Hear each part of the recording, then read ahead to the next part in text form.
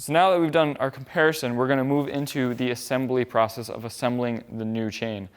So what you're going to do is you're going to take your chain, and if you have to update your crank sprocket, we're going to grab our crank sprocket, move the oil pump module to the side, and basically this is the orientation that the chain goes. So it goes on the inside, around the crank pulley, and then we're going to pull it up and around the top. Now it fits in right down this long guide here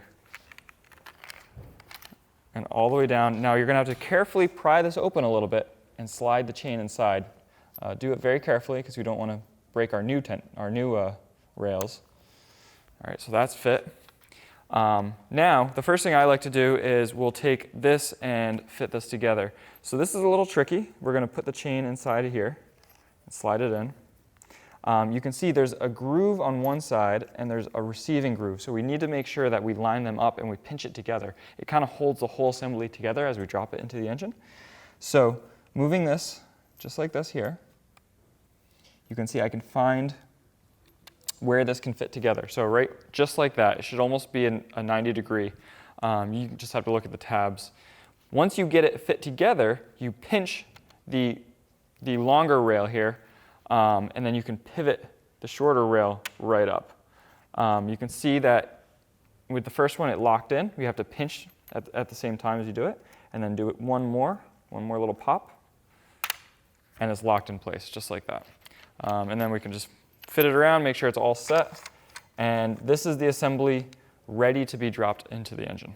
All right, so here we are. We're going to install the chain drive module for the oil pump. Remembering that we have the oil pump locked down, so it's in the correct position. This is also the balance shaft, so why it's so critical. We're going to slide this up, and we're going to install the mount, but we're not going to torque the main mount yet because obviously we have to put the timing chain through, but we are going to torque down the drive onto the eccentric shaft, the drive onto the oil pump and the balancer. Just feeding this up here very, very gingerly here, making sure nothing breaks, nothing gets too dirty. And then there we go. Now we're up. And what I'm going to do is I'm going to reach through and I'm just going to get the pulley lined up, all right? And then we're going to rotate this from the middle of the pulley until it lines up right there on the pump drive. All right, so now it's sitting in place. Now we're going to take our 3 fasteners and we're going to put them back in place. So these 3 fasteners we're reusing the old ones. So you'll see here, this will be the first one. Pull this down a little bit, make sure everything is lined up. Make sure you don't cross thread, so start those threads by hand very carefully. Now, the chain drive module comes with it locked in, so we're going to use the standard lock and leave it in place. Make sure you leave that lock in place until we get this, the drive portion in place for the top, because it will pull that sprocket down and move it out of location. We're going to tighten the 3 T30s down to 10 Newton meters. Before we bolt down the big M10 bolt that goes in here that holds the sprocket to the oil pump balance shaft assembly, we need to lock this in place. So the little locking tool right here is not strong enough to hold this whole assembly in place. So what we're going to do is we're going to take our nice CTA Tools locking assembly again. We're going to reinstall this, just like we did before, and thread in the 2 M6 bolts into the block. And we'll grab a 10 millimeter and just give them a quick snug. All right, so now that we have the oil pump drive sprocket locked in place with this special CTA tool, we're going to take the brand new 10 by 30 nut provided by BMW, and we're going to screw that in here. This is going to be a T60, and we're going to torque this down to 95 Newton meters. Now going in with the torque wrench, so it's 95 Newton meters. All right, now that's all set. Now what we can do is we're going to remove this tool. So using a 10 millimeter wrench, I am just going to loosen up these bolts that hold the tool in place.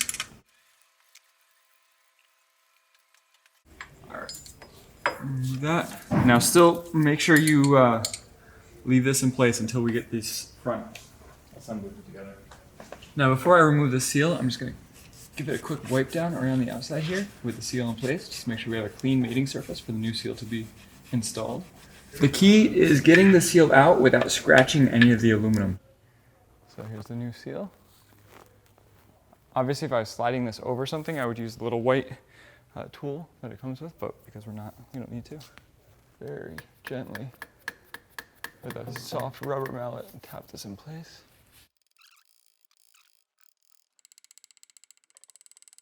So we have the new front seal in place, and now is the time we're going to take the chain and we're going to drop it down very carefully in here.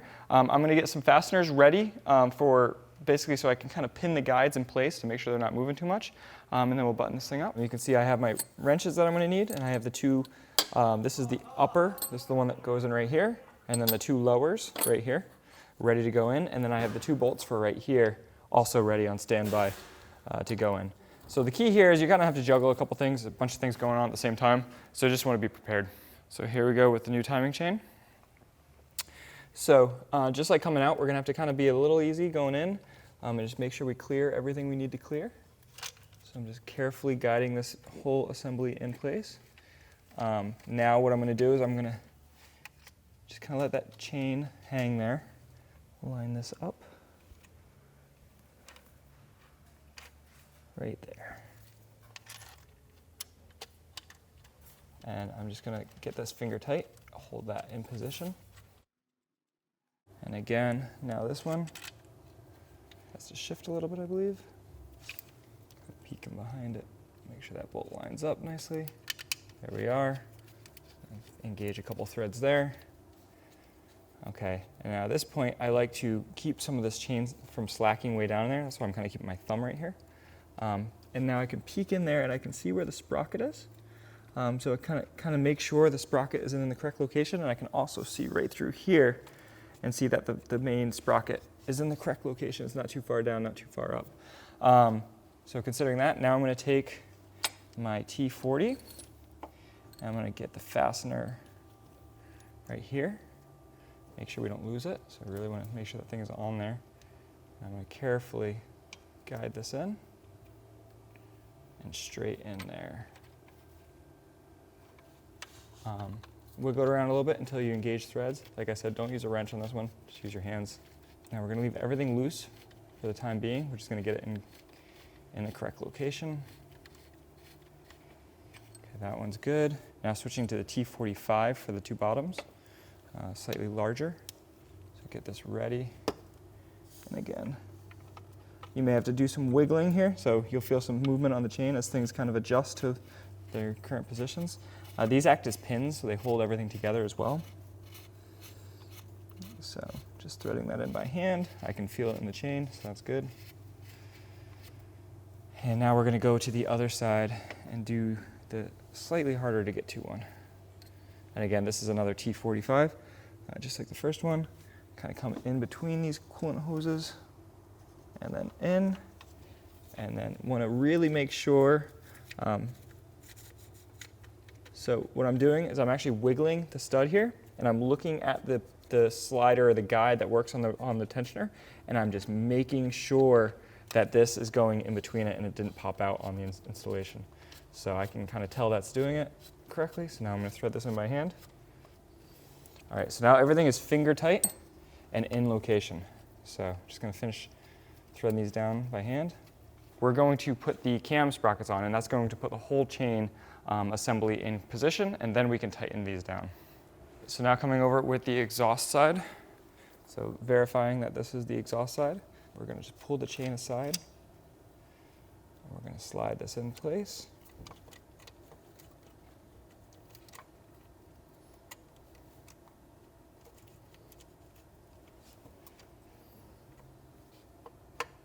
There we go.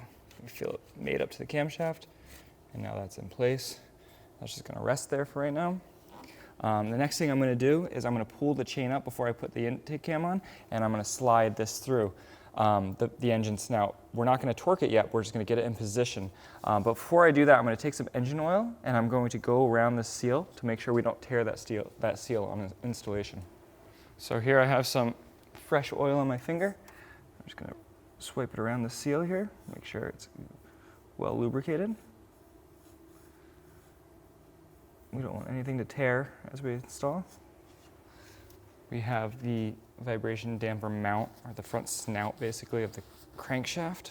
So you can see if you look down there, as I move this, I can align it, right? So the key here is to get everything to align. So I'm going to stick this snout, or stick this in there and get it to align up on the first one, and then we have to go into the oil pump. So it's going to be a matter of kind of getting everything to match up here. And there we go. So I can feel some friction. It looks like we're all the way in. Get the intake cam lined up. And then we're going to have to kind of massage both of these on at the same time.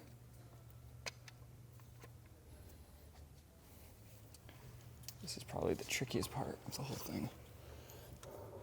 Let it fall into that groove. Not a lot of wiggle room here, so.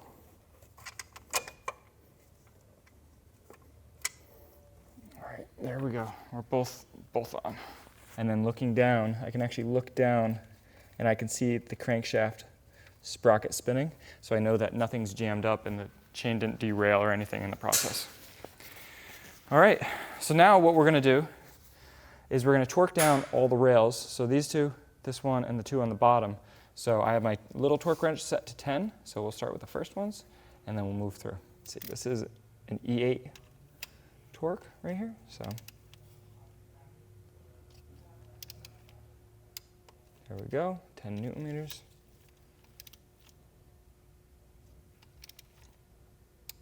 All right, so now I'm resetting to 14, and then we'll switch over to our T40. Just gonna do our other cylinder head bolt up here at the top. All right. That was good. And now we're moving up to our big torque value here, which is 24 Newton meters.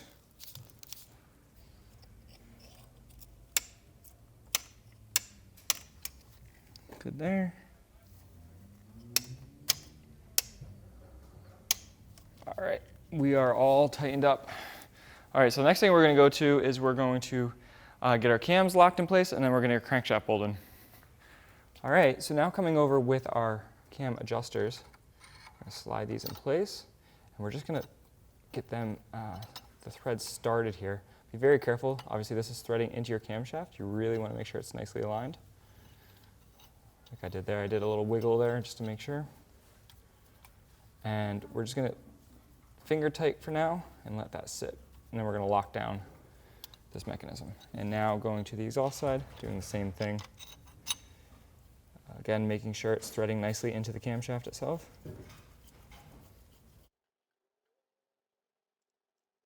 So now that we have the bolts in place, what we're going to do is we're going to time the camshaft adjusters. So you use this little tool. We're using the CTA version right here. It's also available on our website. And this green tool is part of the camshaft tool. It comes with this as well. So it's one big kit that includes everything you need for the camshaft timing. So I'm putting a screw in here to lock this in position.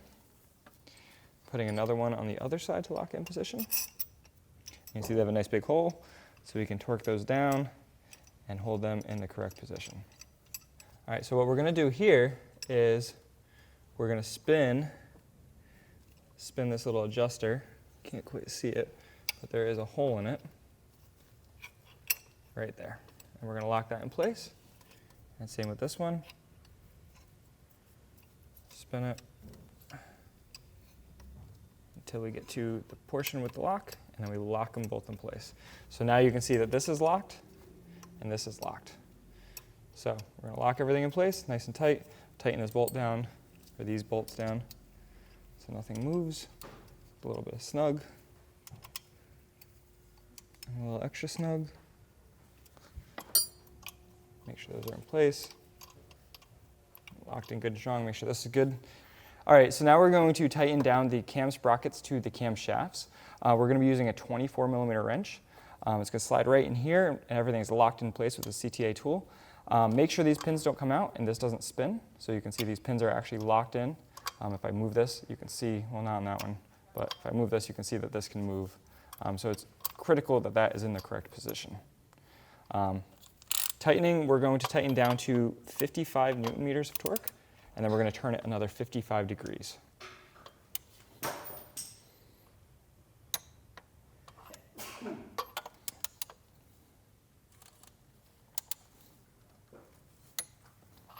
So that was 55 newton meters. Now let's do 55 degrees. So this is 90, so about half of that. It's about right there.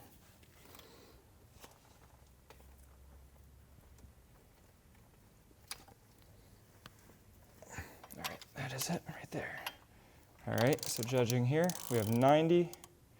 Now coming down to about half of that right there. And we'll go straight down.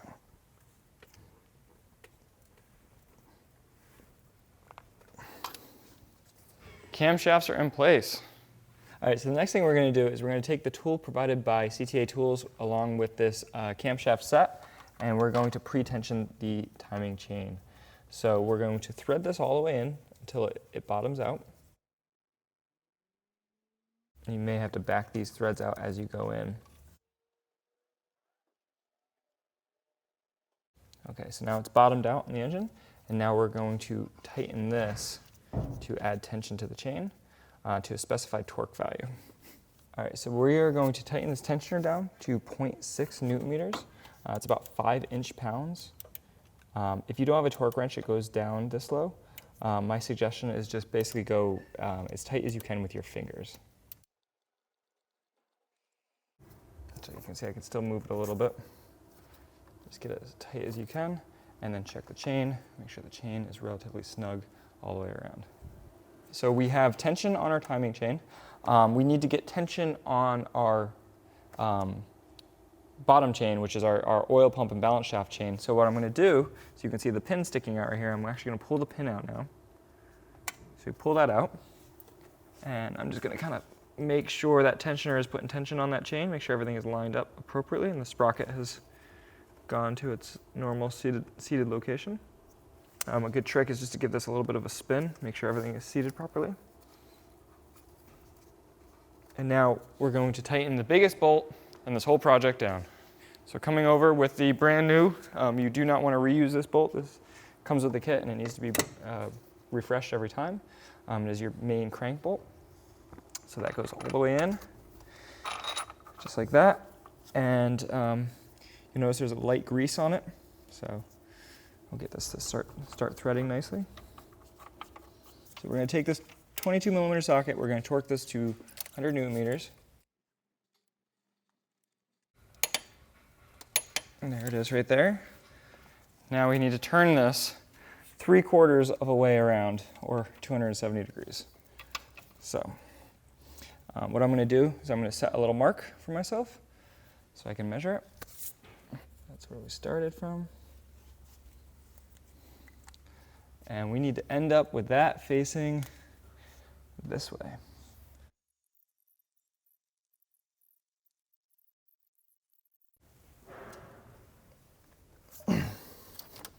"270 degrees, bros." The next step we're going to do is we're going to plug up these plugs that we opened up so we have access to these bolts now that everything is torqued down and ready to go. So the first one we're going to do is the one with the M18 thread. This has a lighter torque value than the bottom two because it's smaller. So torque value on this one is 25 newton meters.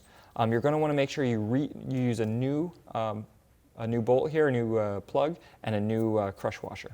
And of course using a 8 millimeter socket.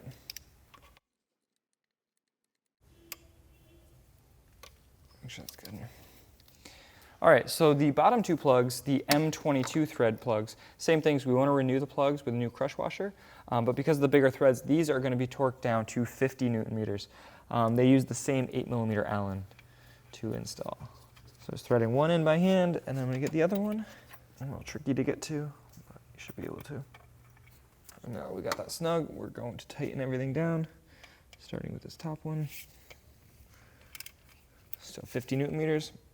There we go, and the lower. Awesome. All right, so the next thing we're going to do is we're going to pull the crank bolts that were left in here, and we're going to tighten down the vibration damper right on there.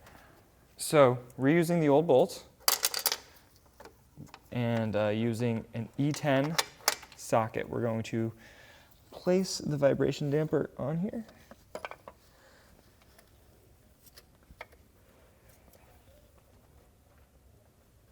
Right there. Make sure it's seated all the way back. It's much easier to get it seated by hand first. There we go. Rather than fight it with the bolts and possibly damage it. So these are going to be torqued down to 35 Newton meters, and like I said before, this is an E10 socket.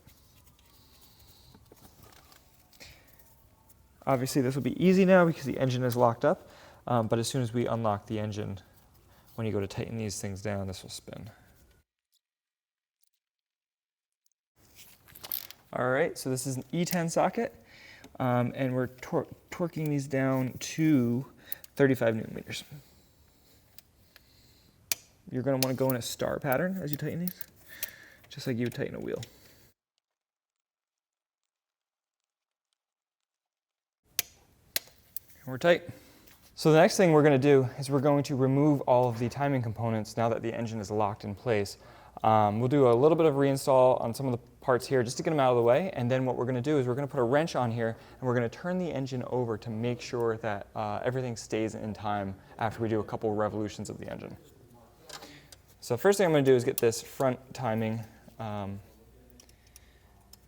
tool off, as the camshafts are now timed. I'll make sure these slide out nice and easily. There's no tension on them.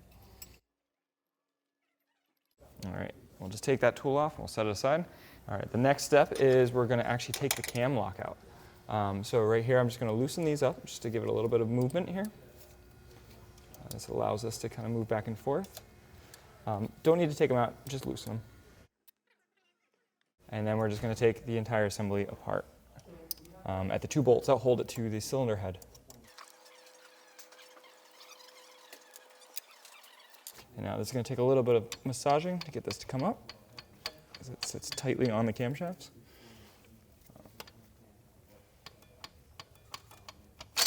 And we're free.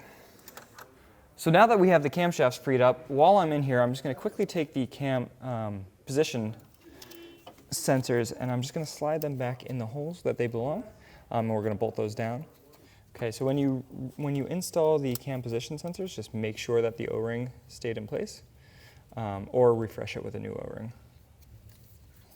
If there's a lot of metal on them, it's a good idea now to wipe that off. Make sure they're good and clean, so you get a nice clean reading. All right, so now we have the little E8 Torx that are going to hold these position sensors in place. We're going to tighten these down to 6 Newton meters. So in normal people talk, that is use a small wrench and don't tighten it down too tight. Right, Rosalie?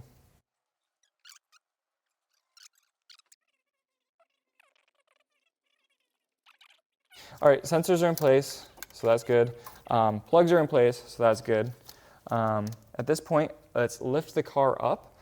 The cam lock is all out. We're going to pull the flywheel lock off, and we will spin this engine around. All right, I'm just making myself a couple marks here, directly to the solenoids, just to make it easy for me to visually see if things are coming back to the same position. One right here on this plug to the vibration damper. All right, so now that we're under the car, the first thing we're going to do is we're just going to make a couple reference marks. These aren't going to be the end-all be-all, but we're going to use them just as a reference to make sure things are lining up right. So the first thing I'm going to do is this bottom hole here. I'm going to put a little mark right here on the temperature. So this is going to tell me that the balance shaft is in time with the engine. The next thing I'm going to do is come over here to flywheel, right where we have this flywheel lock in place. And you can see there's 3 teeth that are engaged in this flywheel lock. I'm just gonna look at the middle one, and I'm just gonna put a little mark on the bell housing where that middle tooth lined up, and a little mark on the flywheel itself. All right, at that point, now we're going to unbolt all the locks on this, and we're gonna give the engine a spin. So we're just gonna spin the locking mechanism out from underneath the suction portion of the sump, and we're just going to pull that pin out. It's a little bit snug, so we're going to give it a couple wiggles. And there we go, now we're out. So just as a reference point, we're a little snug here. You can see it's not going back in. Obviously that balance shaft is on a little bit of tension. And now we're just going to take the 10 millimeter, or actually 6 millimeter thread, 10 millimeter head, and we're going to just throw this back in here. And tighten this down to 10 newton meters, which to me is this. That's 10 newton meters. All right, so now we are going to undo the lock on the engine right here. We're going to cut the zip ties with this beautiful lock we have. Undo our little system. Get these out of place. Pull the lock out, put that back in our toolbox, and disconnect. All right, so now we have the flywheel lock. Before we put the rubber plug in here, we're obviously going to check timing. The next thing we're going to do real quick is now the flywheel lock, which is right up here. So we're just going to wiggle this guy out. They leave a nice string on this so you don't forget. Last thing you'd want to do is start the engine with that in place. I might need to get a screwdriver just to give a little persuasion to it.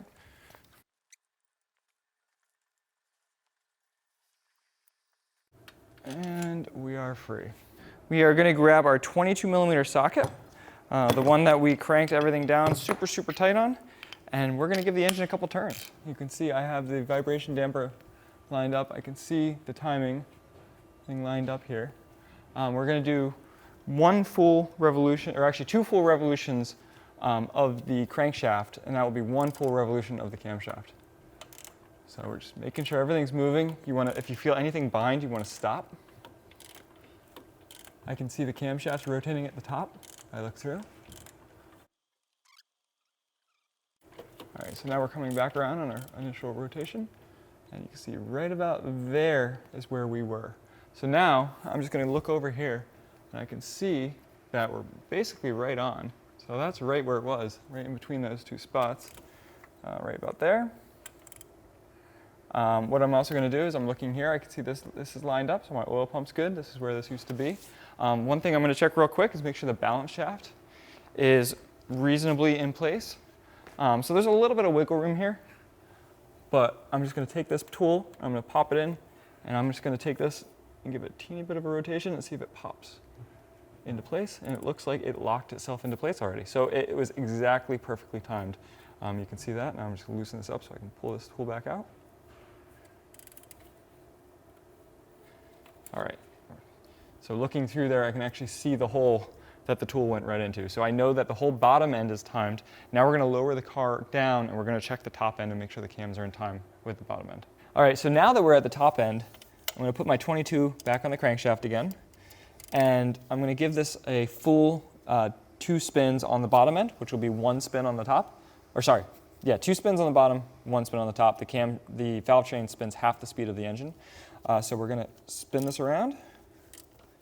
And just, again, making sure everything looks like it's moving correctly. I'm looking at the chain, making sure it's not bunching up or slacking in any funny ways. Kind of wiggling things, making sure everything's in there the way it's supposed to be. These are supposed to have some movement behind them, so don't be afraid if they move a little bit. All right, so we're coming up on one rotation.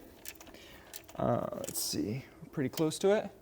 So right there is 1 location. I'm looking at the flats on the cams, and I'm seeing that they're appropriately lined up, and it looks like both the cams are opening, so that looks good. So now we'll finish our 2nd rotation. So right there is where we finished, and I'm looking here and I'm seeing my mark on that cam. I'm looking here, I'm seeing my mark on that cam. Everything looks appropriately lined up, and just to verify this, what I'm going to do is I'm actually going to take the 2 cam tools And I'm not going to actually bolt them down, but I'm just going to set them on here appropriate, or in the position they're supposed to be set on here. And I can see that one went in and that one went in, so I just verified that this is correct here, so that's good.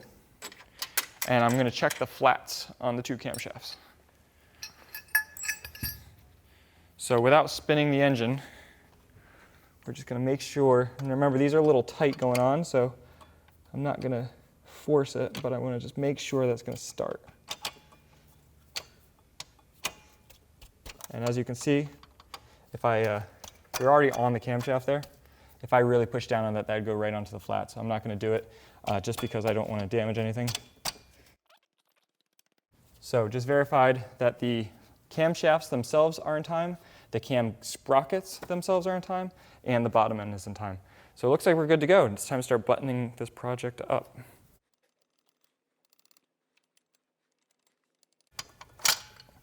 Now we're going to remove the tensioner supplied with the CTA toolkit and replace it with the actual brand new tensioner. Make sure you put a new crush ring on here. It should be supplied with the tensioner.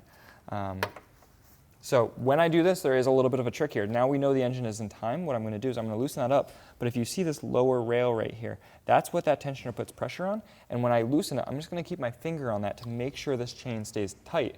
Last thing I want is this chain slacking up and jumping a tooth on the sprocket. All right, so just loosening that up a little bit. Now we're going to thread this out. And now when I see it start to really move, that's when I'm going to actually come down here and just put my finger on that tensioner, or the tension rail, I should say. So pulling that off, I set that down. I'm just going to verify that where that was, this can compress to. Checking that where this was set to, this will actually compress to. So I can see that the length right there, this will be able to compress down to that. So. And coming up here, now we're just going to carefully thread this in place. So now we're going to put a wrench on here, we're going to tighten this down, and ultimately torque it down to 80 Newton meters. So this is spring loaded, so you're just going to kind of take it easy on it, make sure that the spring, I can hear the spring compressing in it, and make sure that the chain doesn't get over tensioned. A little snug, and now we're going to put a torque wrench on it, and like I said, we're going to tighten this down to 80 Newton meters of torque.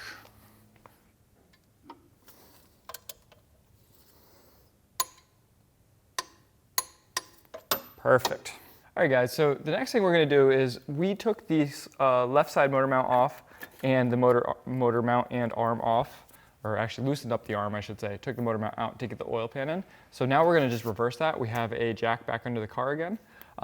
For the work, I just left it down and let it sit on the motor mounts. So right here, I'm going to loosen up the Torx bolts on the motor arm. All right, so just loosening up the bolts here. We left one in the top as a locator. All right, first bolt is out. I'm going to set that aside. So we're doing this just for two reasons, so we can get the oil pan up and in here. And the second reason is there's a couple bolts on the oil pan that are pretty much inaccessible with this motor arm in place. So we found it's just easier just to loosen it up and swing it out of the way. This would also be a fantastic time if you're planning to do this job and planning it out to buy new motor mounts and replace them, because you pretty much have to do everything you need to do to replace them. And I know we have some good ones. The second bolt is out. So now I'll show you exactly what we can do. So you can see that allows the motor arm to move. So I'm going to go up a teeny bit with the engine, jacking off the front of the transmission. All right. And now we can just push this up and out of the way. We can pull the motor mount right out itself.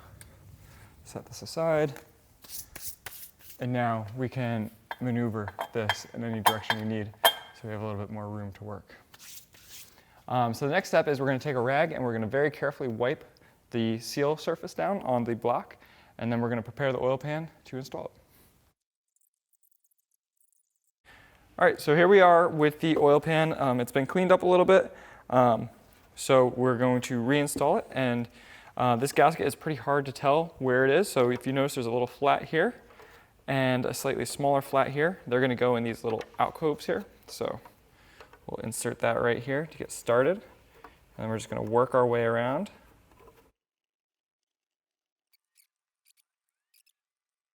All right, so now that it's all in position, I'm just going to kind of press down it and make sure it is all seated properly. Now we have the oil pan prepped and ready to go. I have the brand new fasteners from the kit on the floor, ready to go. I'm going to move this pull jack over to the engine mount on the passenger side, and we're just going to get that seated on the mount arm itself and lift up a little bit on that. So there is a little plastic plug here, and that goes in the oil pump drive right there, and that is where we set the timing. So we're going to reinstall that. Yep, so put it in like this.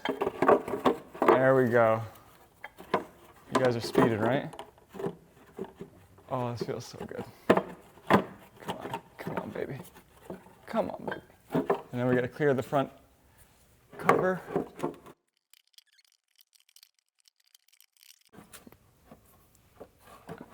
And we're in. All right, so now that we're in location, I'm going to take at least 2 of my screws and just get them in there, just set it in place, and we'll start tightening this down.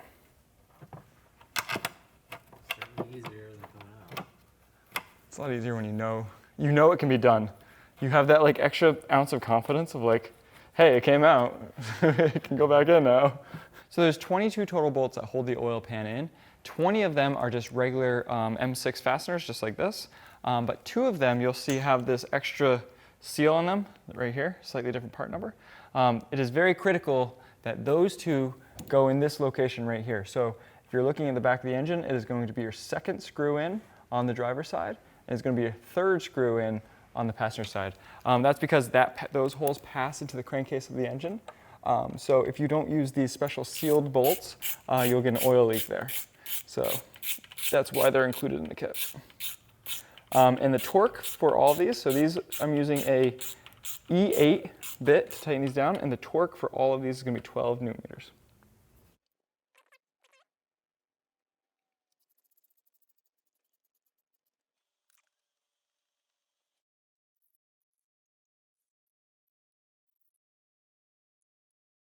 All right, so the next thing we're going to do now that we have the oil pan tightened down is we're going to take these these transmission cooler lines, and they have 2 clamps on the side of the oil pan, and we're going to tighten down the bolts that tighten those clamps down.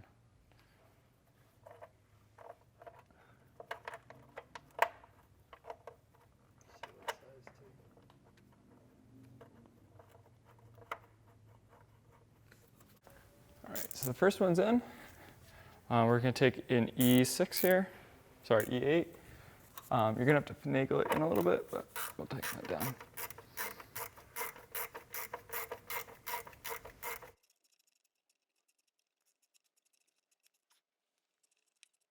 All right, one is tight, and now we'll move to the back mount. All right, and we're good to go.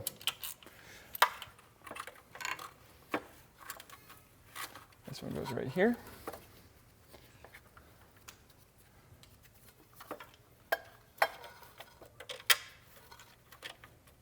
Make sure we get the thread started.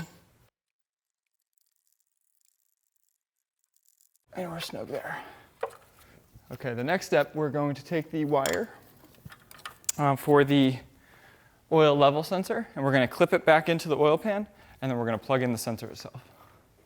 So if you see the wire right here, it clips in right about there. Clip it back in, make sure it's not moving anywhere. And then we're just going to plug that in right there. Next thing we're going to do is we're going to tighten down this motor mount. We're going to lower the engine down onto the mount. All right, so now the next step, now that we have the oil pan installed, is we're going to tighten down the motor arm. So I've left 1 bolt in here, but there's 2 more. Here they are. And what I'm going to do is just reach up there and just snug down. Actually, cool. Now we have a little more room. And we can go up here and get the bolts in for this. This is that supporting arm for the engine on the side that we loosened up. We're using an E12 bit and tighten them down. So a little hard to get to, just reaching up here and using feel. And there's 3 bolts on the motor arm, and then we'll install the motor mounts and let the engine down the rest of the way.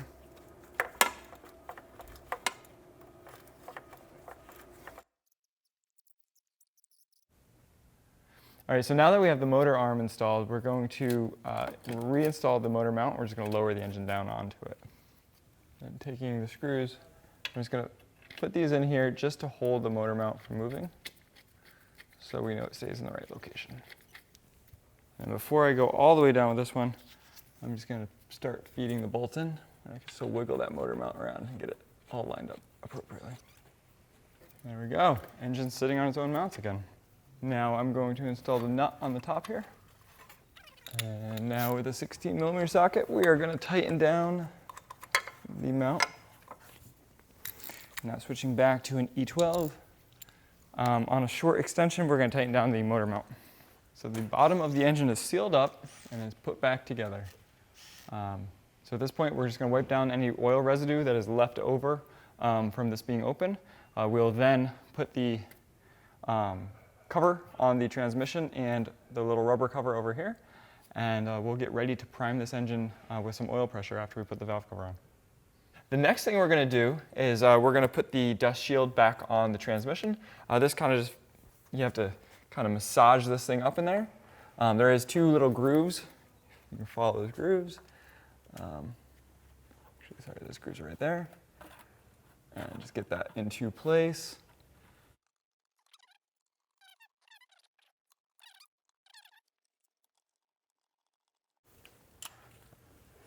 Snug.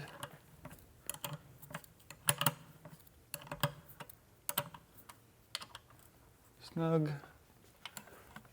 And it's a little trickier to get to. All right, the next step is we are going to take the plug and we're going to reinsert the plug in the bottom of the transmission.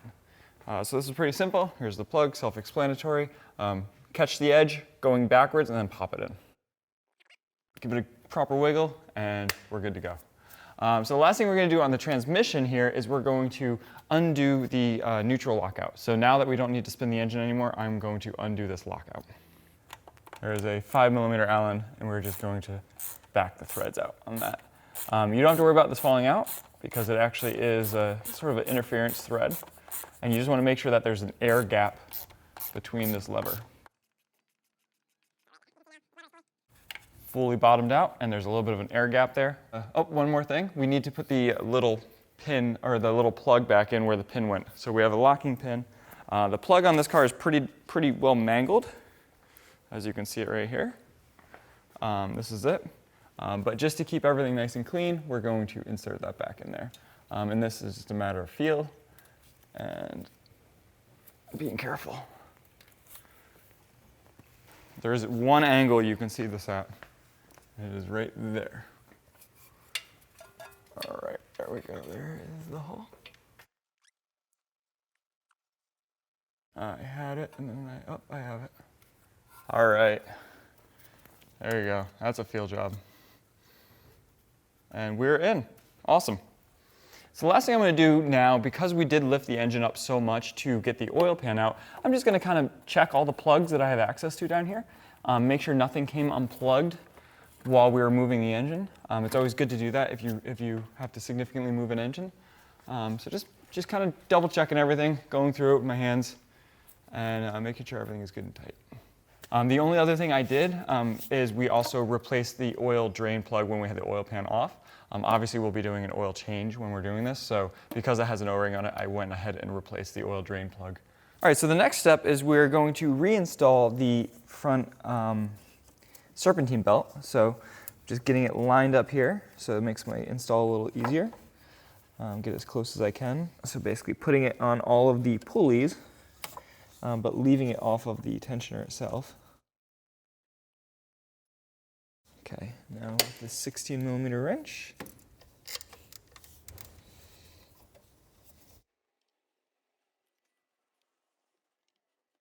All right, looks like we're lined up. Double check, double check, Double check. All right, and I can pull some tension off this thing. All right, so belt has been reinstalled. All right, so the next thing we're going to install is the lower intake plenum for the turbocharger. This goes basically between the air box and the turbocharger itself. So this kind of slides in here.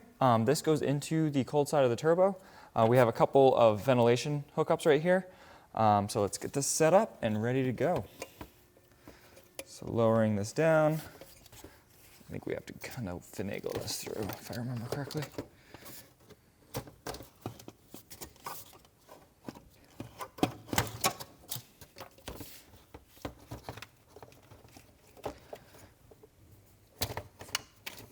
There we go. And then this side is going to feed right into the turbo. So just gonna kind of wiggle that in place. I see it fed right in. And then we have this connection here. So this is a little ventilation connection. So I'm gonna support this from the bottom. Nice snap. We have a plug here. So we're gonna plug this in. Okay, now that's plugged in. And the last thing we're going to do here is this coolant line clips onto the bottom. We are just going to clip that coolant line right onto the bottom of that. Make sure that's good and secure. And I like to just check over the plumbing, make sure everything is clipped in and where it's supposed to be before I start layering too many things on top. Last thing we're going to do here is we just take the 10mm nut and we're going to tighten the plenum right down to the turbo. It is easier to access from the bottom, but you can do what I'm doing right now. Just reach under. Oh, that feeling when it finally threads on. Now before I forget, I'm gonna go put a wrench on that and tighten it down.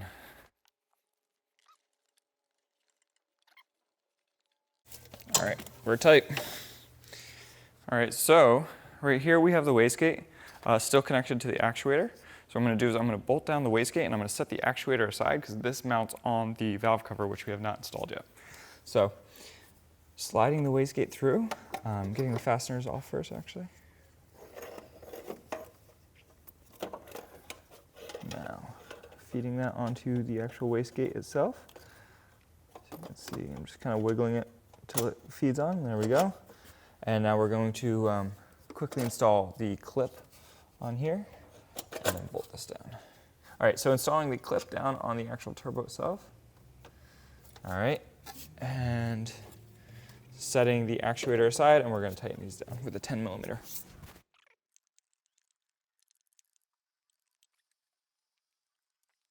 All right, so it looks like we're pretty well put together on the bottom part of the engine. Now we're going to start prepping the valve cover for reassembly. So the first thing we're going to do for the valve cover is we need to clean all of this surface up. You want to get it looking pretty much like that, so smooth to the touch and no significant residue on it. It should clean up pretty easy. I would not use a razor blade on this because you don't want to scratch the surface. You can use a little bit of brake clean. I don't suggest spraying it on there. I would just suggest spraying it on the rag if you're going to do that. Might help break up some of the stuff, especially on the higher mileage cars. You want to be particularly careful around here. These are oil passages, so you want to make sure nothing falls into those. Here, so we have a valve cover that is all cleaned up, ready to go. We do sell these new on our website if you want. They are pretty expensive. I do suggest that you use extreme caution if your car has more than 50 or 60,000 miles on it, replacing this gasket because this plastic becomes very brittle, and because it has holes in it, if you don't follow the BMW specified tightening pattern and use a little bit of added finesse, you may end up cracking your valve cover, which will end up costing you a bunch of money. So you can replace a gasket on this. These will last a long time, but you just have to be careful with them. So let's get started. Let's unpackage our gasket here and let's start laying it down. All right, so we are going to start with the outermost gasket, the big long one right here. This one is this one right here. So I've identified that this flat goes in this flat right here, and I can tell just by the way the gasket orientates to that. So I'm going to start in that corner.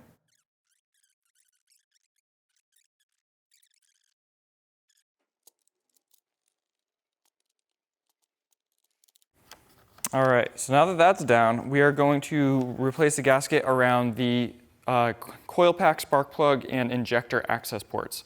So it is critical to get this lined up appropriately. So these are reverse of one another. They also have flaps, and we want to make sure everything lines up appropriately.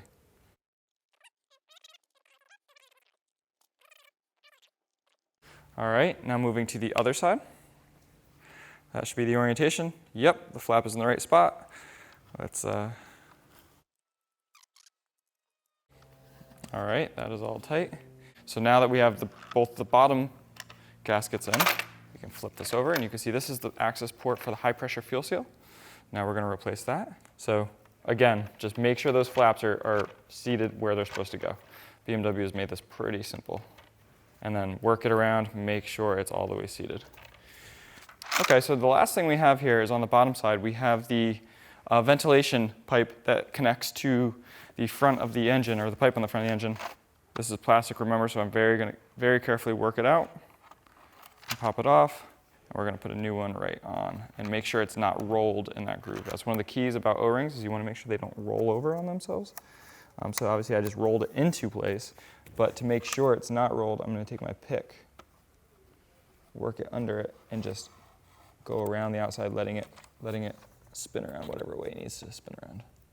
All right, so now this is ready for reinstallation on the engine. So the first thing I'm going to do before installing the gasket is I just have a little bit of oil on my finger. I'm just going to rub it around this Valvetronic connector. And that's just going to help the gasket slide over it a little bit easier and make sure it doesn't snag on it and tear. So the next thing we're going to do is just push all the wiring out of the way as much as possible. Last thing we need is a wire getting pinched under there.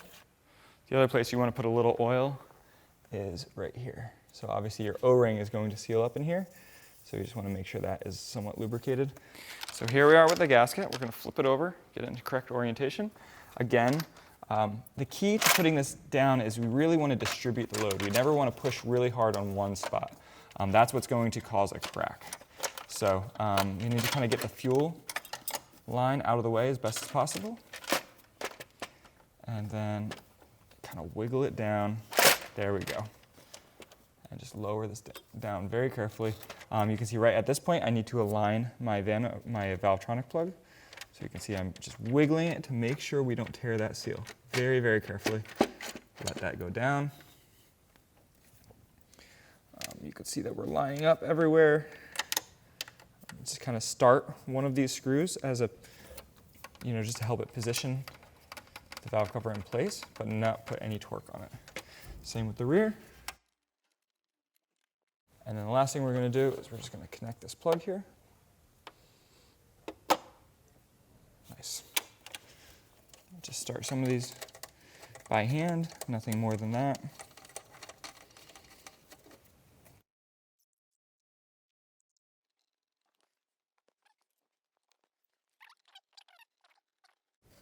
Again, what we want to do is avoid clamping one section down before we get the whole thing just kind of a little bit snug, but not actually tight. So I'm just being very ginger and very careful here.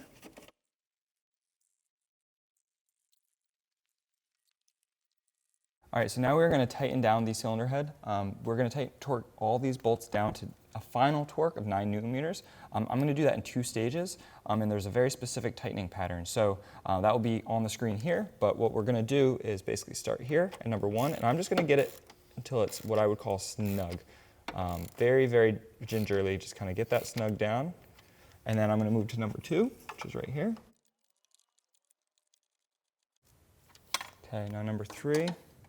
Again, I'm really being careful with this because what I don't want to do is apply a bunch of torque to one corner and have the cylinder head cover, the valve cover gasket, or the valve cover crack. So 1, 2, 3, then it's 4 right here. You can see we're pretty much going across from each other. 5 over here in the corner. They're really difficult to get to one.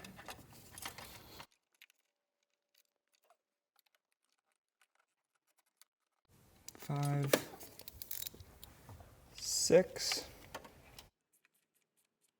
7, 8,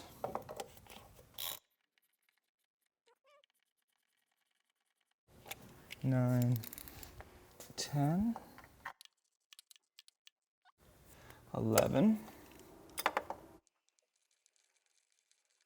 12, 13, 14, 15, 16, 17, 18, 19, 20. All right. So next step is we are going to torque these down to 9 Newton meters. So that was my first tightening sequence. Now we're going to do a final tightening sequence. Again, I can't stress enough to be very, very careful with this. This valve cover is over a $500 valve cover, and you really don't want to have to replace it. So 9 Newton meters set. And we're going to do the same exact tightening sequence we did before. So starting right here.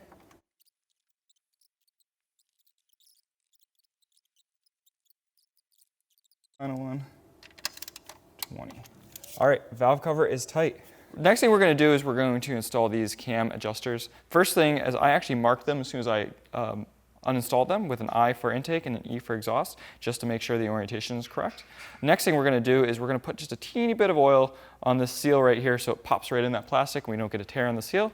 And then we're going to install them and plug them in. These are plastic screws, so basically it's a screw going to the plastic, and we torque them down to 5.5 Newton meters. All right, and here we are. So we're going to just slide that in nice and gingerly, line it up, and then again with the screws, very light torque on these. You can see these are plastic screws, they're like almost like wood screws. It's an E7 bit.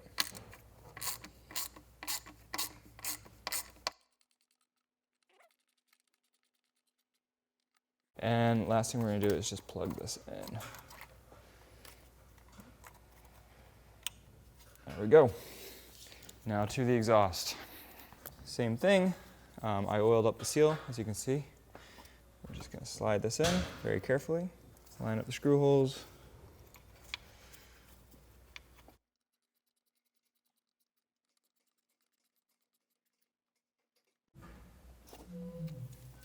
And plug it in. So the next thing we're going to do with plastic screws is we're going to install the wastegate actuator. So this goes right here on the valve cover. This has a slightly different plastic screw, but the same sort of idea. So we're going to make sure we're not going to over tighten this. And again, this one is 5.5 Newton meters. It is a T30 bit. Last thing we're going to do here is just take the vacuum line and clip it back into the heat shield. As you can see, it came off the wastegate actuator, so I'm just going to make sure that that is on there good and proper and not torn.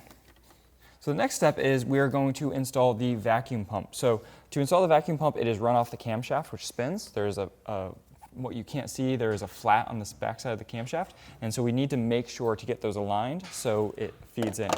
It is very similar to the cam adjusters. What we're going to do is we're going to take the seal and we're going to just put a little bit of oil on the outside of the vacuum pump to make sure it slides into the seal on the back of the valve cover nicely. And this is a pretty blind job, so it's a little tricky. So as you can see here, this is what drives the vacuum pump, so this needs to line up with the camshaft. And what we're going to do is we're going to just put a little bit of oil around this so it feeds in nicely to the seal. The orientation is just like this. So basically it bolts on the back of the engine like this, and if you actually look, this vacuum line right here will attach in here, and then this will come around over to here. All right, so now to install, we're just going to carefully bring this down. It is a little tight back here, so a little tricky finding some room. There we go, clear the cowl. And then I can kind of slip my head back here. What I'm going to do is just kind of spin this around until I find that flat in that camshaft. So clearly it's not on it right now. What I can do is just pop this out. I can actually feel where the flat is. Okay, it's almost vertical to the engine, so it's like this. So I'm going to orientate this the same way. And then when I get it close, I can kind of wiggle back and forth. I felt it go in there, and now I'm going to line up with the screw holes. So now taking this is going to be a T40 bit. I'm pretty blind on these, so you're just really going to have to feel it out and get them lined up. Get one started.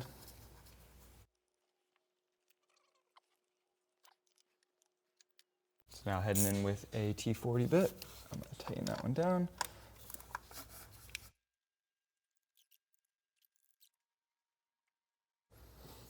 All right, and then the one on the bottom. All right, so we're going to finally tighten these three T40s down to 10 newton meters.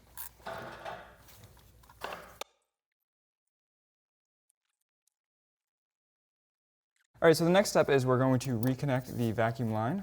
So right here, we're going to just basically take this down, stick this back in the firewall where it belongs, and now we can reconnect the vacuum seal.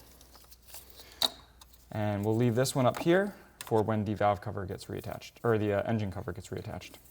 The next thing we're going to do is we're going to bolt the fuel rail down, which goes across here, to the injectors. But the first thing we're going to do is we're going to take a tiny bit of oil on our fingers, and we're just going to touch those threads, make sure there's a little bit of lubrication on those threads. It is very, very sensitive that we thread these in very carefully. So the torque value on this is 23 newton meters, but you may not have a torque wrench that has an open end. So my advice is just to oil the threads and just be very ginger with them. Do not over tighten them. So now coming in with the fuel rail, you can see I'm just going to locate it right in place here, making sure that all the injectors are aligned. And I'm just going to start those screws very nicely and easily. Okay, and then I'm also going to tighten these down just a little bit to make sure that they're aligned and that the rail is sitting in the correct location before I tighten anything. So now using a 14 millimeter wrench, we're going to tighten these down. Like I said, I'm going to hold this down just to make sure it doesn't move very gently. That's really all you want to do. You do not want to flex the injector. You could risk damaging the injector by over tightening these. So really kind of support it and just a little bit of torque. That's all you need. So now we're going to tighten the E8 screws that hold the fuel rail down. These are plastic screws, so we're not going to tighten them down too much. I believe the torque value on them is 8 newton meters. The next step is we're going to plug in the fuel injector fuel rail. So right here, this plug. All right, so that is plugged in. And now we are going to start bringing the wiring harness around. But first we're going to get the fuel rail in place and we're going to install the high pressure fuel pump. So this is the feed fuel rail. This clips into the bottom clip here. So right, just like that. Same with these, we want to be very ginger with the connection and we want to lubricate the threads before we thread it in. Now we're going to install the high pressure fuel pump. This is a critical step here. What we need to do is we need to make sure the engine is at bottom dead center on cylinder number 1, because if we install it with this cam lobe all the way up, it'll actually damage the high pressure fuel pump. All right, so this is a critical step. You can see here, I'm going to put this Sharpie in here to show you the depth. And I'm actually going to crank the engine over here, and you can see that this fuel rail needs to be down, or this lifter needs to be down, so watch. It's up right now, but as I crank the engine around, you can see that the Sharpie is starting to sink down into it, and lower as I crank. And then it's going to come back up again. So what we need to do is we need to set this to its lowest point, and that's when we're going to install the high pressure fuel pump. So now it's coming back up.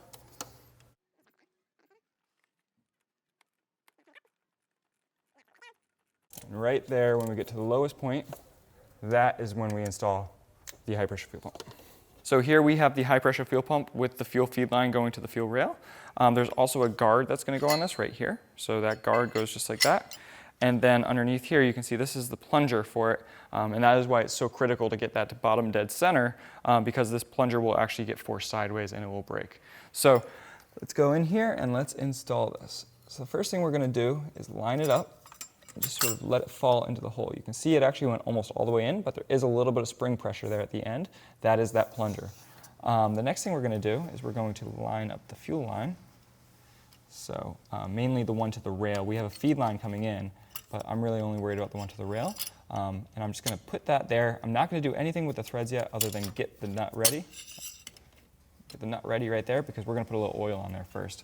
And then the last thing is we're going to update the kit, but right now these are the screws. We're supposed to put new screws in here because this has a thread locking element because this actually goes straight into the valve cover.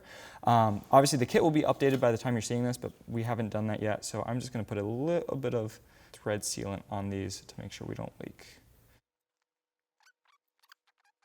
All right, now we're going to tighten down the high pressure fuel pump.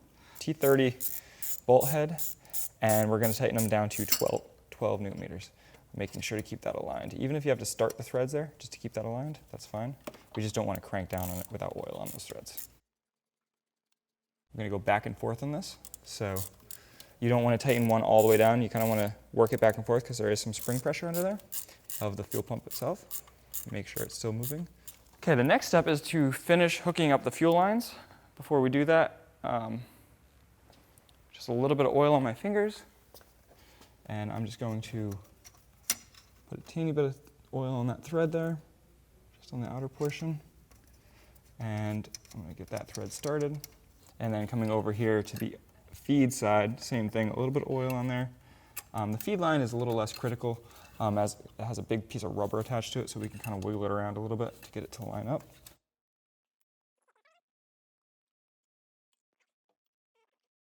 The torque on these 17 millimeter ones, this one and this one, is 30 newton meters. But if you don't have an open-ended torque wrench, I just suggest being very careful with it. So here we are with the 17 millimeter wrench. I'm going to tighten these down very carefully. Remember, 30 newton meters, it's not that much. Just a little bit right there, that's good. And then coming over here, same thing. 30 newton meters. And there you have it. Now we have the high pressure fuel pump installed, the rail is installed and is connected to the injectors. Next thing we're going to do is we're going to bring this wiring harness around and attach that to the back of the valve cover, and that's going to give us the plugs for the injectors. That's going to give us a lot of these connections that are still undone. So let's do that. So this is the little bracket that sits on the back of the valve cover. It sits pretty much like so.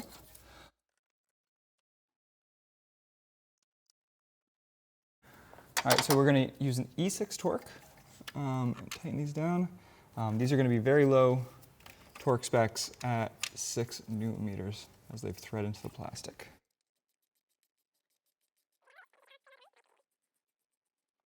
And the last one, which is a little hidden from view, comes back here. Push this wiring harness out of the way so you can see it. It just goes into the back of the intake manifold, or back of the valve cover. All right, so the next step is we're going to start reattaching some of these connectors. So you can see here, a couple things I want to note real quick. One thing is where this vacuum line goes. So remember we hooked the vacuum pump in and we had a vacuum line coming off of this thing. This goes actually underneath the wiring harness. So the routing is kind of critical here. It goes underneath this harness. And then it sets up right like that. So you want to make sure that's in place. And then also, we're going to connect this harness back down, which just kind of pops into place. 2 locations, so that's done there. And then the last thing we need to do in this little back section here is we need to get the O2 sensors hooked up. Actually, let me pop this back up again, because the O2 sensors are going to come out from underneath there. So you just want to keep this from being a mouse nest and keep it organized. Make sure the wires aren't going to be ground off or hitting anything. Start plugging these in. There is a trick to tell which O2 sensor goes to which one. I will show you. All right, so you can see one O2 sensor has 4 pins, the middle one missing. The other has 5 pins, if you look inside there. So you can tell this one is missing the middle pin. 1, 2, 3, 4, middle pin's missing. This one connects here. And then the other sensor, you can see, has 5 wires leading into it. 1, 2, 3, 4, 5 pins. That connects to the other one. It's a surefire way of making sure you don't get them mixed up.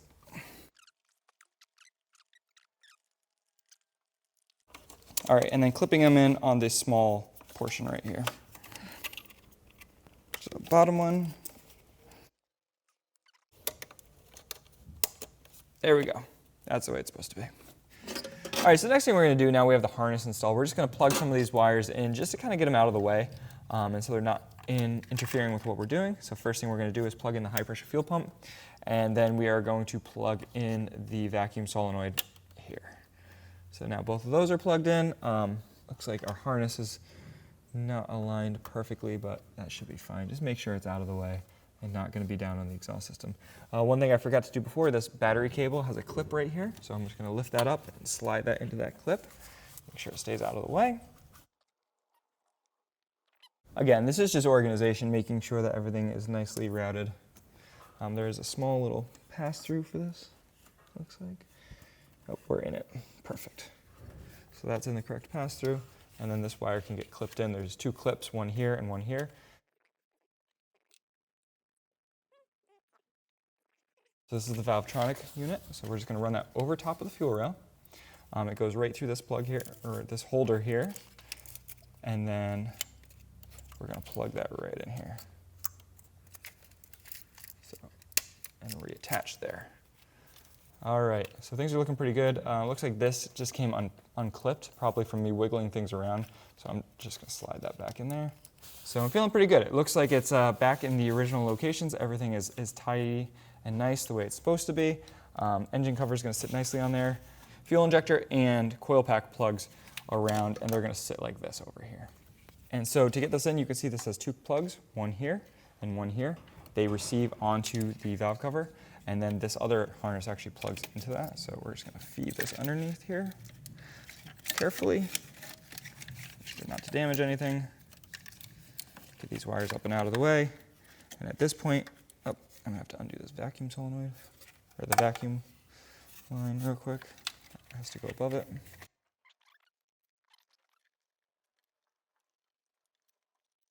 So just routing these to the correct locations. I'm not plugging anything in yet. I'm just moving them to where they need to go. Now coming over to the back of the harness, we're going to do the same thing. I can see where this is supposed to go. Just move this wire out of the way a little bit.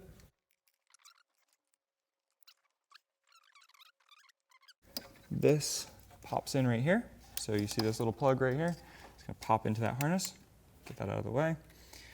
We can go ahead and plug in the high pressure fuel pump again. And don't forget to plug in the vacuum pump, or the vacuum solenoid to the wastegate actuator. All right, looks like we're pretty good here.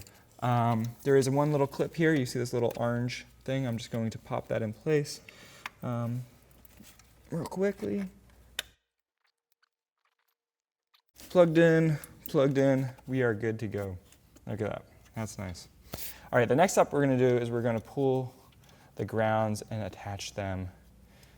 So quickly just taking the grounds,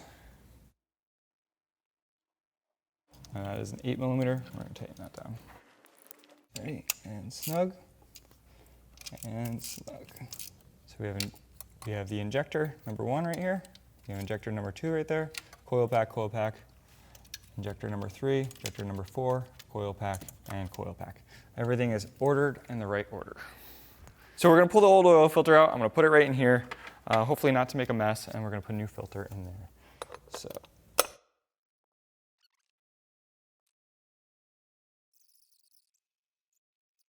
So I'm installing the oil seal right now on the filter housing.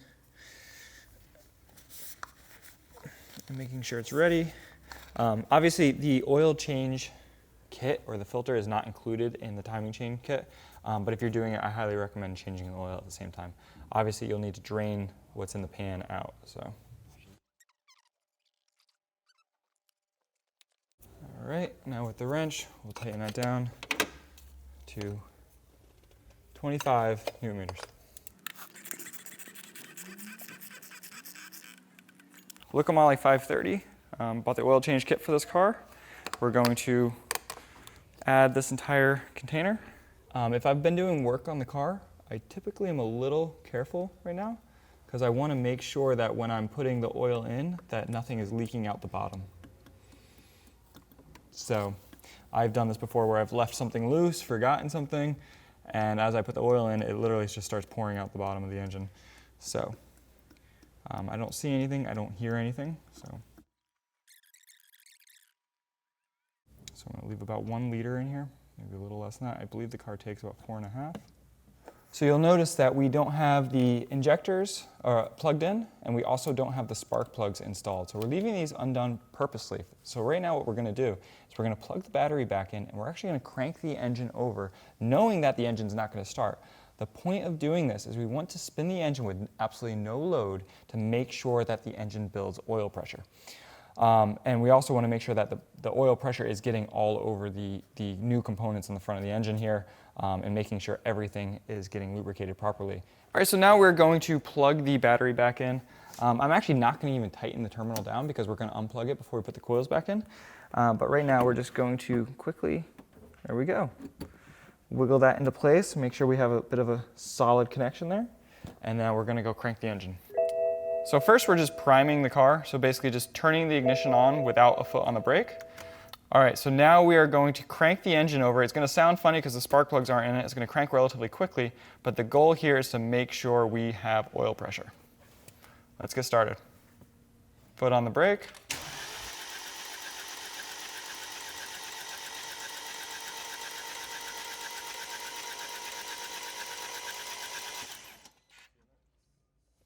We'll do that one more time.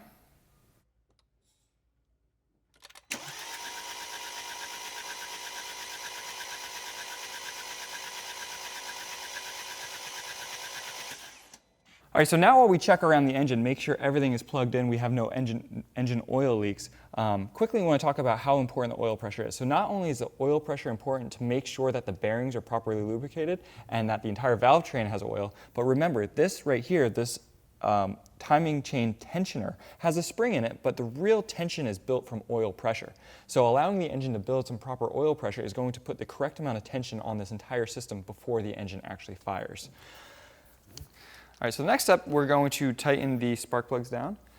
Set my torque here to 23 Newton meters. Look, I put a tiny dab and wiped it off of anti-seize on this just because we're reusing the same plugs.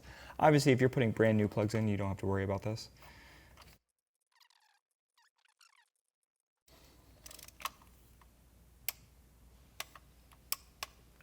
Now repeat the same process for the other 3 cylinders. All right, so the next step is we're going to install the coil pack. So we have 4 coil packs here. We're going to install them in the same order they came out. So you can see there's a little nub here showing which way it needs to go. So install that and just push and kind of wiggle a little bit, make sure it's seated all the way. And then we're going to take the plug that associates with it. We're going to plug it in, and then using the top, we're going to lock it down, just like that. And we're going to repeat this process for the remaining 3 cylinders. All right, now that we have the coil packs installed, the last thing we're going to do is install the injectors, or plug in the injectors. So we have a plug here. We're just going to go right down the line. So starting with number 4. You hear a nice positive click. And now we are wired in and ready to start. So the last thing we're going to do is, because we're going to start the engine without the engine cover on it, because we want to really be able to see what's going on, listen to what's going on, all of that, we're also actually going to start the car without the airbox on it, which I don't recommend doing for any length of period of time, but if you're doing it quickly just to check things, it should be okay. What we're going to do, though, is we need to extend the line from the vacuum pump right here to the actuating valve here. So what we're going to do is just use a little bit of a male nipple to go in there, and then we're just going to extend this about 6 inches to right here. We're not going to rev or build any boost, but this is just going to make sure the car runs like it should. All right, so now we're at the back. We're going to tighten the battery down. So I have a 10 millimeter wrench, and we're just going to tighten this negative terminal down. Good and snug. There's no fuel pressure, or we drained all the fuel out of the fuel rails. So this may take a little bit of cranking to get the fuel back into the injectors and for the engine to start. So no worries there. And we're really just going to be making sure it's timed appropriately.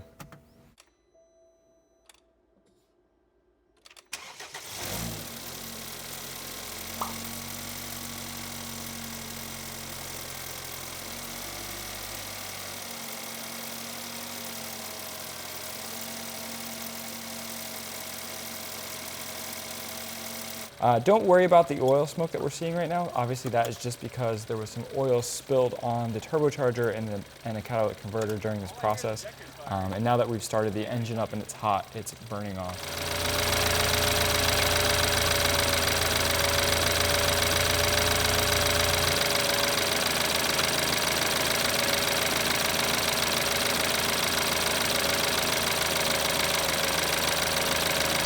All right, shut it down.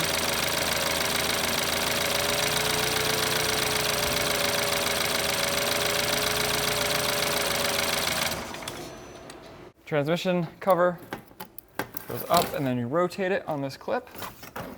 That holds it in place. And we're going. The next one we're going to do is the protection pan. But this goes right here. Let's get these wires up and out of here. They're in the way a little bit. This goes right here, and it just sort of adds a little added protection to the steering rack. We only bolt it in the front, as the rear is bolted on when the main panel goes on.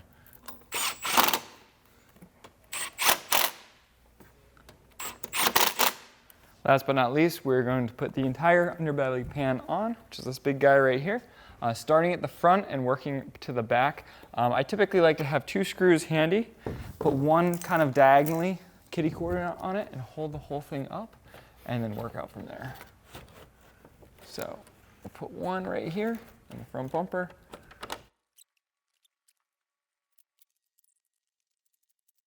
We're buttoned up underneath. All right, so next thing we're gonna do is we're gonna install the airbox. We're doing this out of sequence from taking it apart, just mainly so we can start the car and check everything with the airbox in place without having some of the rear cowl on, so we can actually see how everything works and just double check that everything is running appropriately. Popping it onto these rubber grommets here. And then we need to make sure that the boot is fit to the mass airflow. And then we take the harness plug right here and we can plug the mass airflow in, and we're going to tighten this boot down. All right, now take the hood cable and we can clip that nicely into place. So this side is clamped in, this side is clamped in, and now we just need to make sure this side is clamped in. And then pop the airbox into it. All right, so the next thing we're going to do is we're going to start installing the bracing and the trim that sits behind the cowling. So the first thing we're going to do is take out these 10mm bolts that we put back in. All right, now taking the brace and the cowl cover at the same time, we're just going to slide them in like so. Kind of fit everything in. Might require a little wiggling. I'm going to start by putting a couple of these 10mm screws in finger tight, and then the bigger screws that are holding down the brace. Now tightening down with a 10mm.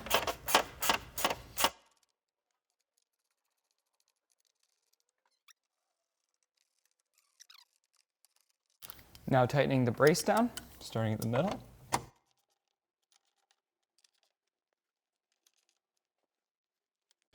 The next step is going to be the splash shield that sits at the bottom of the windshield. So this unit right here, which seals up the cowl to the windshield. So we're going to slide that in, get it approximately in position. Make sure this has to go over the wipers, so we're going to pull the nuts that we put back on the wiper.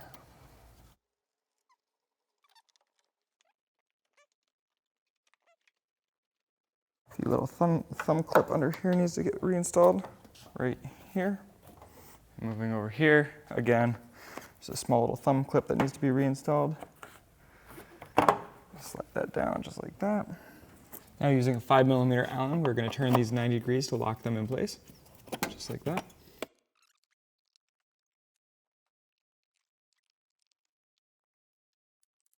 All right, next step is to install the wipers.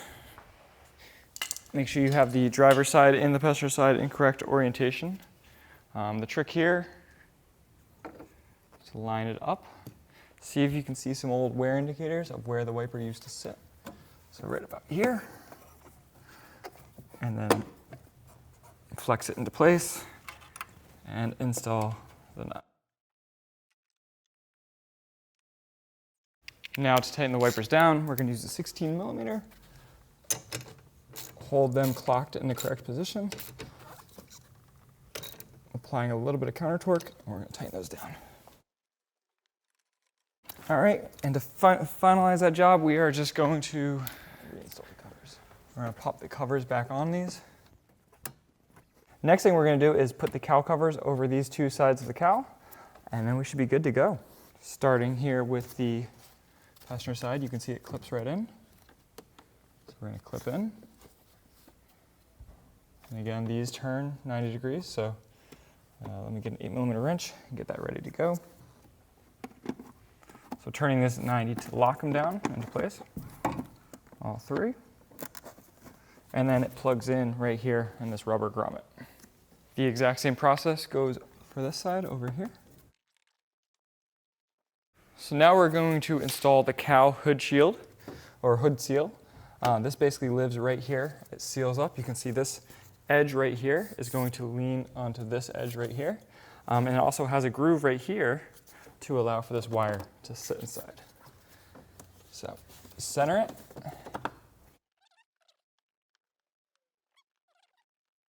Now make sure that seal on the back side is flipped up over top of the cowl.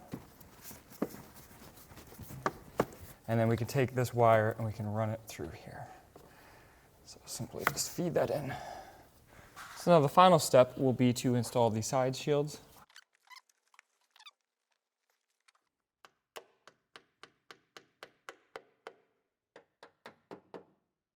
You have to install the 3 pins that hold them down. As you can see, I just did. All right, so the next thing we're going to do here is we're going to install the sound deadening over the injector area here. So just do a final pass. Make sure all your injectors aren't leaking. They're nice and tight. All your clips are nice and tight. Just go kind of check everything out. Obviously, because you'll be covering that up, it'll be harder to tell once you get this covered up. And now we can install this. Looks like we are lined up correctly. You can see we have access to that, access to the fill. Nothing is getting pinched. And the 2 tabs are accessible for the engine cover to sit in. So final step is to install the engine cover. The final piece.